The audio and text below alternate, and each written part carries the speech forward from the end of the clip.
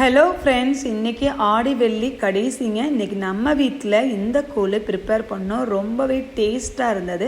நீங்களும் இந்த கூழ் நீங்கள் ப்ரிப்பேர் பண்ணுங்கள். முக்கியமாக உங்கள் குழந்தைங்களுக்கு நீங்கள் கொடுங்க.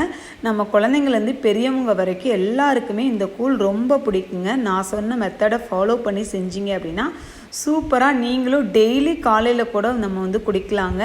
ஆடி வெள்ளி மட்டும் கிடையாது, தினமும் குடித்தோம்னா இந்த மாதிரி கூழ் நம்ம உடம்புக்கு ஆரோக்கியத்துக்கு ரொம்ப ஹெல்ப்ஃபுல்லாக இருக்கும். இந்த கூழ் எப்படி பண்ணலாம் அப்படிங்கிறத நான் உங்களுக்கு சொல்கிறேன் வாங்க.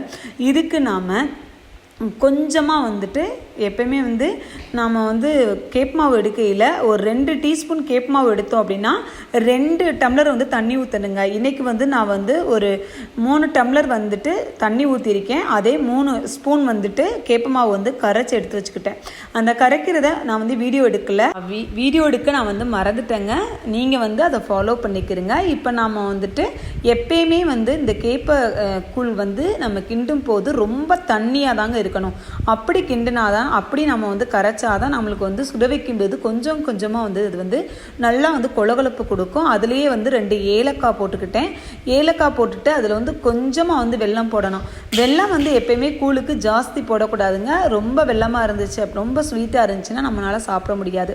இதுலேயே கொஞ்சமாக உப்பு போட்டுக்கலாம். நம்ம எப்பயுமே அம்மன் கூழ் பண்ணையில் உப்பு போட மாட்டாங்க. நான் கொஞ்சமாக உப்பு போட்டுக்கேன். நீங்கள் உப்பு போடாதீங்க. அதாவது அம்மனுக்கு நீங்கள் படைக்கிறதா இருந்தால் நான் இன்றைக்கி கொஞ்சமாக உப்பு போட்டு பண்ணியிருக்கேன்.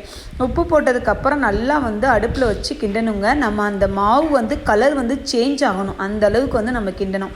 இப்போ பார்த்தீங்கன்னா நல்லா நம்மளுக்கு தெரியும். நம்ம ஃபஸ்ட்டு நம்ம கரைச்ச அந்த கூழுக்கும் இப்போ நம்ம கொதிக்க வைக்கும்போது எவ்வளோ நல்லா டார்க்காக வந்துருச்சு பாருங்களேன். இங்கே பாருங்கள், அவ்வளோ சூப்பராக இருக்குங்க. இந்த கூழ் ரொம்ப நல்லது உடம்புக்கு.